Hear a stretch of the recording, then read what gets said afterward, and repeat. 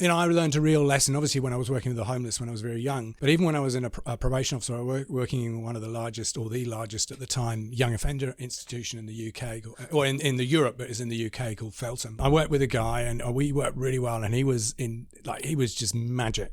So he was a co-facilitator guy. Then he'd go off sick for a wee while, and I wouldn't know what was going on. Anyway, we built trust, or he trusted me, which was great. I trusted him already. And then he came back one time. He said, "Sam, look, I experienced I'm bipolar," and I didn't know what that meant. Oh, yeah. So what I mean by bipolar is that it kind of going, sometimes they'll be really manic and just go like 24/7 and can stay awake and be really sharp and all the rest of it, and almost it gets to a really bad extreme where they're not looking after themselves and kind of start having ideas that are really unrealistic. And then the other end of the pole is being really depressed and suicidal and so on. So that's what I mean by bipolar. I'm not a clinical psych, but that's more or less what it is. Yeah.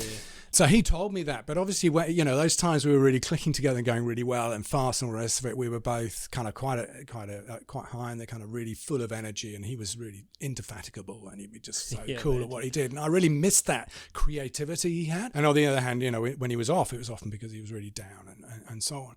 And I guess what I'm saying is, I'm sure there are other people, there are other people around the workplace who experience all sorts of psychological challenges to varying degrees and extremes.